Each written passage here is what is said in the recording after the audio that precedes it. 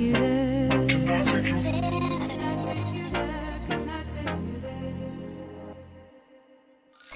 Assalamualaikum warahmatullahi wabarakatuh. Selamat pagi teman-teman semua. Perkenalkan, nama saya Yuliatus Waliyah Fajarini.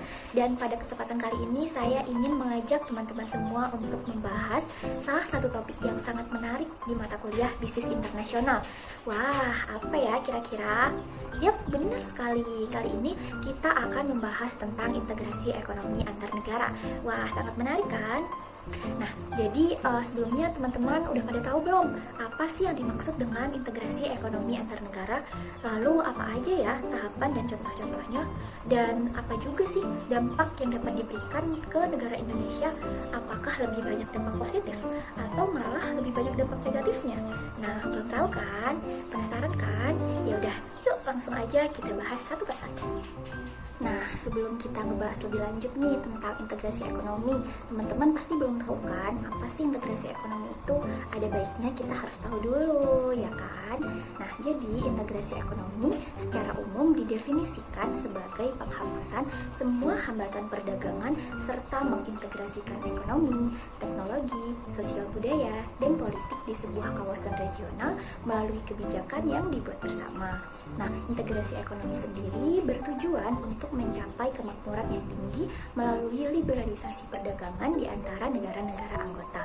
Integrasi ekonomi juga tidak hanya mencangkup kegiatan perekonomian nih, tetapi juga mencangkup kegiatan pendidikan, teknologi, kesehatan, dan lain sebagainya. Setelah kita mengetahui apa yang dimaksud dengan integrasi ekonomi, sekarang kita akan lanjut untuk membahas tentang tahapan dalam integrasi ekonomi. Kira-kira udah ada yang tahu belum?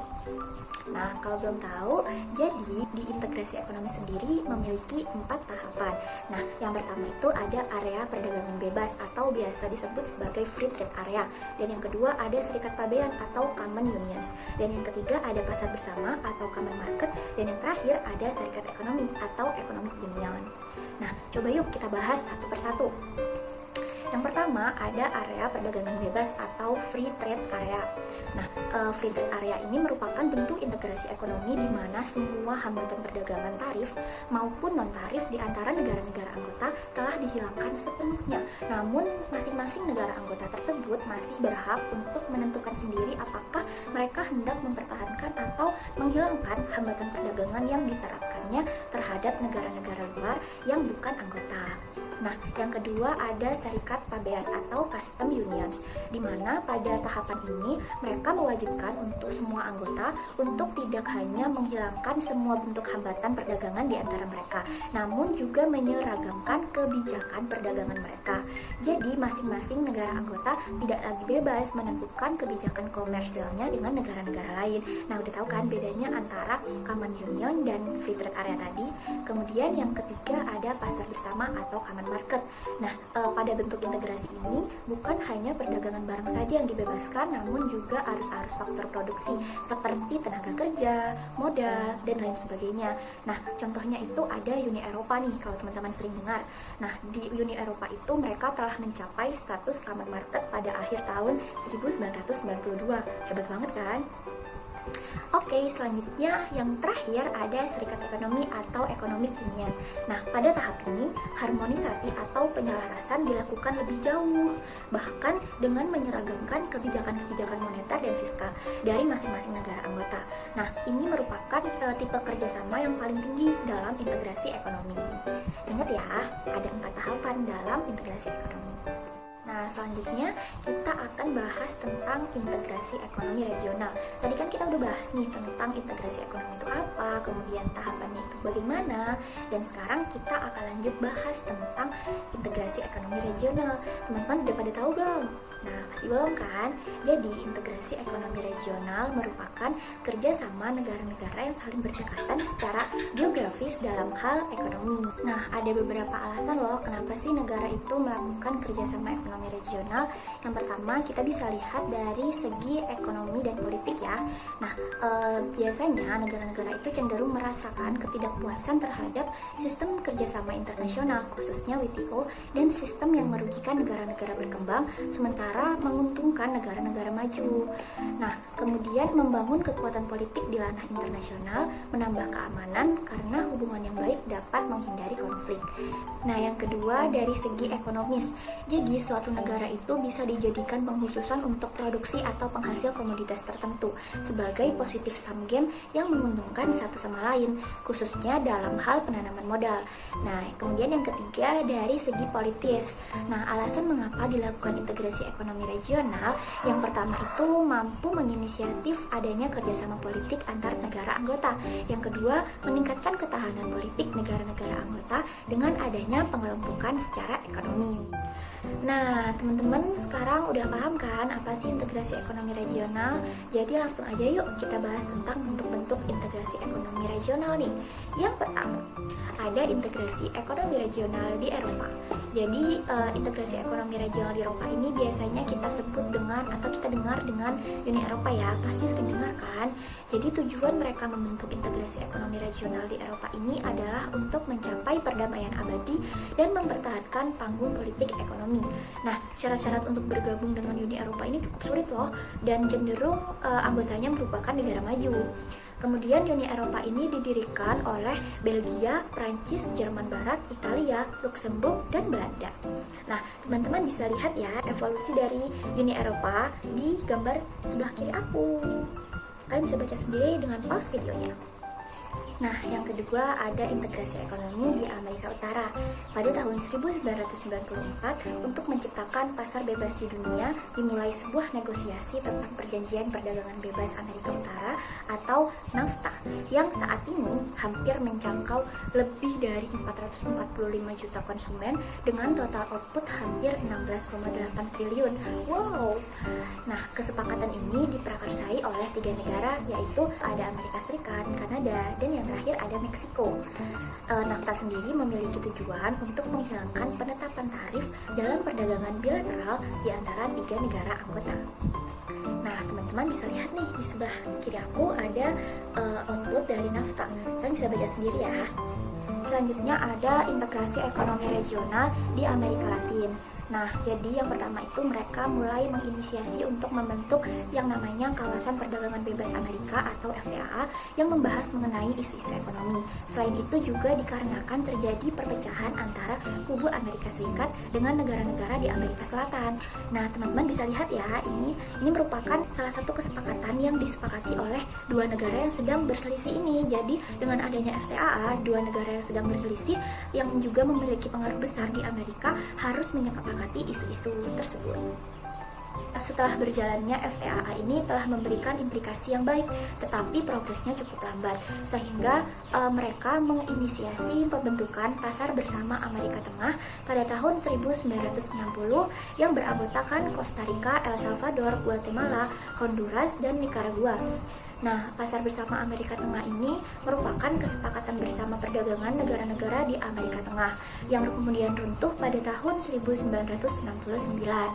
Nah, selanjutnya pada tahun 2005 mereka membentuk lagi yang namanya CAFTA yang berkonsep Free Trade Area, yang beranggotakan hampir sama seperti anggota dari Pasar Bersama Amerika Tengah tadi, yaitu ada Costa Rica, El Salvador, Guatemala, Honduras, Nicaragua, Dominika, dan CAFTA ini juga dipengaruhi oleh campur tangan Amerika Serikat. Nah, CAFTA bertujuan untuk menurunkan hambatan perdagangan antara Amerika Serikat dengan 6 negara Amerika Tengah. CAFTA sendiri berhasil menciptakan pasar ekspor Amerika Serikat terbesar kedua di Amerika Latin, hanya di belakang Meksiko dan Amerika Serikat. Nah, selanjutnya integrasi ekonomi di Asia. Nah, ini nih salah satu bentuk integrasi yang paling dekat dengan kita. Teman-teman udah pada tahu belum apa aja sih contoh integrasi ekonomi yang ada di Asia? Mungkin banyak yang udah familiar ya dengan ASEAN. Nah, itu merupakan salah satu bentuk integrasi ekonomi di Asia loh. Langsung aja yuk kita bahas. Jadi, integrasi ekonomi regional juga dilakukan di benua terbesar di dunia, yaitu Asia, dengan pergerakan paling signifikan oleh ASEAN, APEC, dan SAARC. Selain tujuan utamanya untuk kerjasama ekonomi, namun lebih luas dan diperlebar dari segi sosial dan budaya.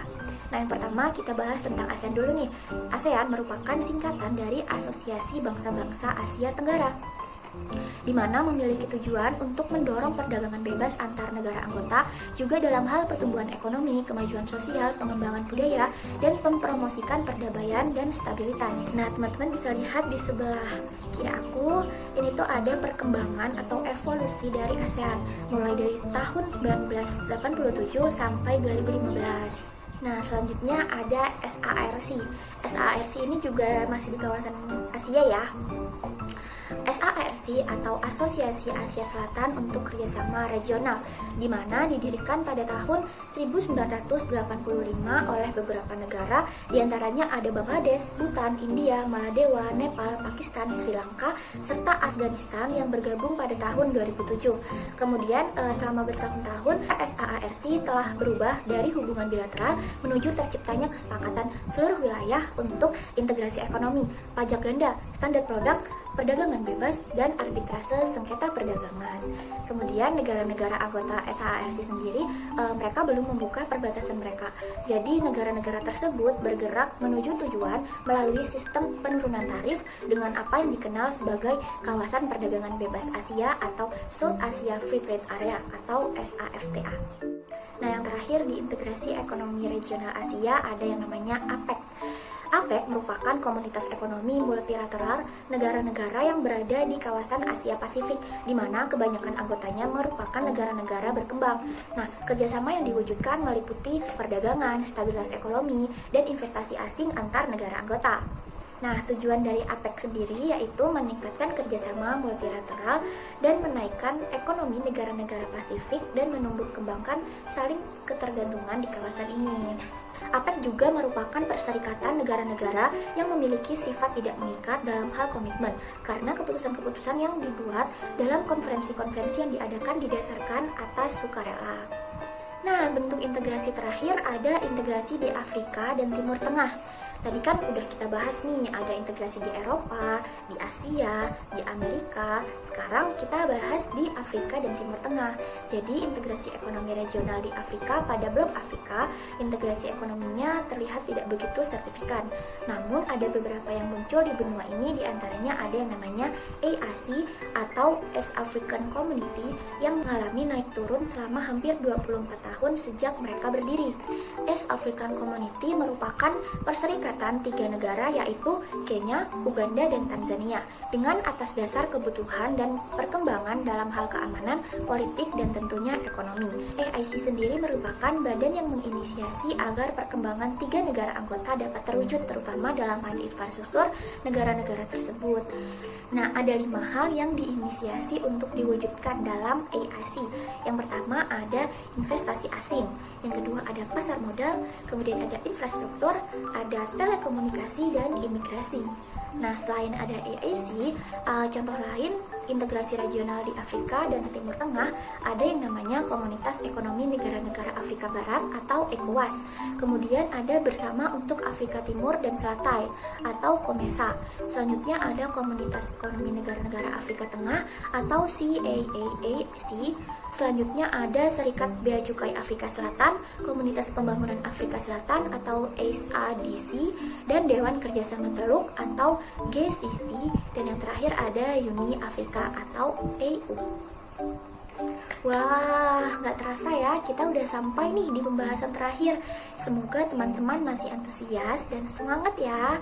Nah, dari tadi kan kita udah bahas hampir menyeluruh tentang integrasi ekonomi. Nah, sekarang saatnya kita bahas tentang apa sih peluang dan tantangan bagi Indonesia dengan adanya integrasi ekonomi ini. Nah, teman-teman udah bisa menganalisis belum dari pembahasan kita tadi? Kalau belum, langsung aja yuk kita bahas. Yang pertama, dengan adanya integrasi ekonomi dapat menjadi kesempatan yang baik karena hambatan perdagangan akan cenderung berkurang, bahkan menjadi tidak ada.